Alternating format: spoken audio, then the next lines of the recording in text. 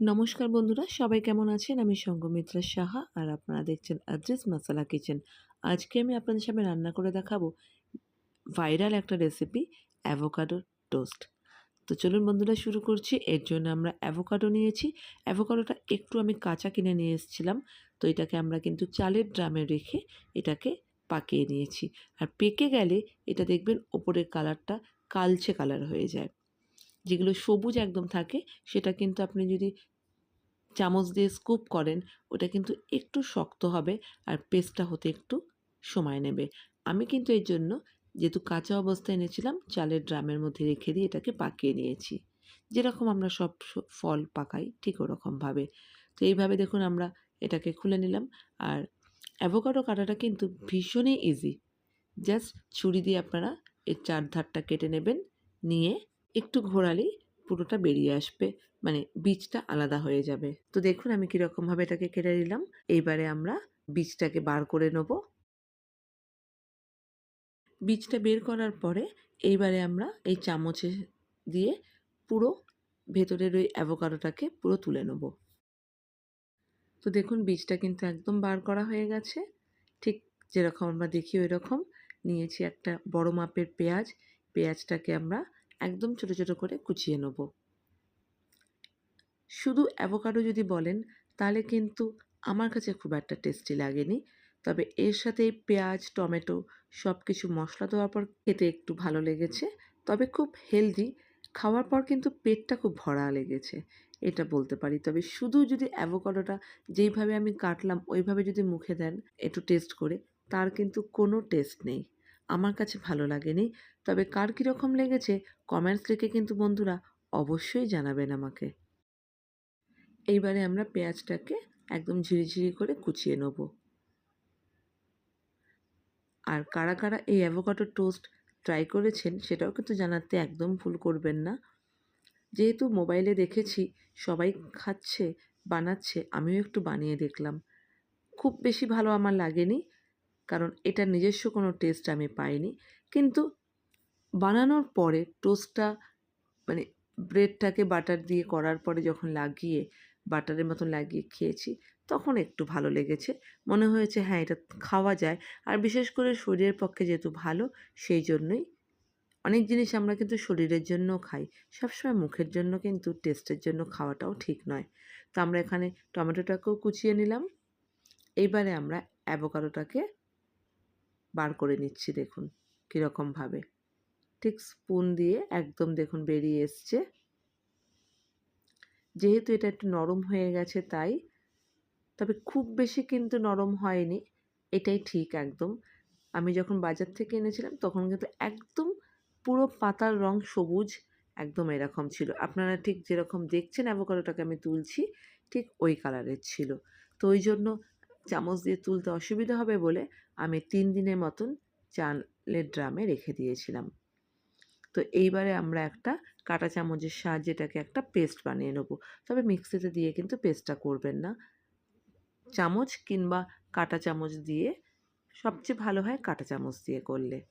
বন্ধুরা একটা জিনিস আপনারা খেয়াল করছেন কিনা জানি না, আমি যেহেতু অ্যাভোকাডোটাকে একটু কেটে রেখে দিয়েছিলাম, মানে তারপরে আমি পেঁয়াজ আর টমেটো কেটেছি, দেখুন অ্যাভোকাডোর ওপরটা হালকা লালচে লালচে হয়ে গেছে। তো এই জন্য অ্যাভোকাডো কেটে সাথে সাথে কিন্তু পাতিলেবুর রসটা দিয়ে দেবেন, নইলে কিন্তু এটার কালারটা পরিবর্তন হয়ে যাবে। তো দেখুন আমি স্কুপ করে নিয়েছি এটার থেকে অ্যাভোকাডোটাকে। এইবারে আমরা একটা চামচের সাহায্যে এটাকে পেস্ট করে নেব। আমি এখানে একটা কাঁটা চামচের সাহায্যে এটাকে পেস্টটা বানিয়ে নিচ্ছি।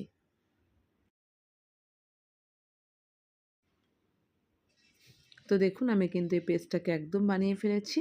এইবারে আমরা এর মধ্যে দিয়ে দেবো একে একে কেটে রাখা সবজিগুলোকে, আর দেব কিছু সামান্য মশলা। তো আমি কিন্তু এর মধ্যে আগেই দিয়ে দিচ্ছি পাতিলেবুটা, নইলে এর কালারটা কিন্তু পরিবর্তন হয়ে যাবে, একটু লালচে লালচে কালার হয়ে যাবে। এই জন্য বেশ খানিকটা আমি পাতিলেবু এর মধ্যে দিচ্ছি। পাতিলেবু দেওয়াতে কিন্তু খুব বেশি টক লাগবে না। এবার দিয়ে দিলাম টমেটো কুচি, দিয়ে দেবো পেঁয়াজ কুচি। পেঁয়াজের পরিমাণটা আমি একটু বেশি দিয়েছি। এইবারে দিয়ে দেবো এর মধ্যে চিলি ফ্লেক্স দেবো, দেব অরিগ্যানো, প্রায় 1 চামচের মতন অরিগ্যানো দিয়ে দিলাম। দিচ্ছি গোলমরিচের গুঁড়ো। আমি কিন্তু এখানে কাঁচা লঙ্কা ব্যবহার করিনি, আপনারা চাইলে কাঁচা লঙ্কাও দিতে পারেন, তবে কুচিয়ে দেবেন। বাচ্চাদের মুখে পড়লে ঝাল লাগতে পারে, তাই আমি এখানে কাঁচা লঙ্কাটাকে ব্যবহার করিনি। আর পেস্ট কিন্তু এখানে ভালো লাগবে না কাঁচা লঙ্কার। দিয়ে দিলাম স্বাদ মতন নুন।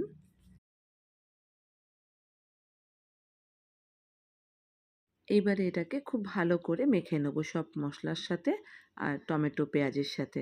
ভালো করে এটাকে আমরা মিশিয়ে নিচ্ছি।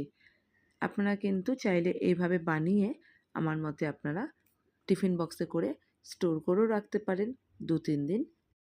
এতে স্কুলের টিফিনের সময় ব্রেডটাকে জাস্ট ছেঁকে নিয়ে আপনারা অ্যাভোকাডোটাকে লাগিয়ে স্কুলের টিফিনে দিতে পারেন।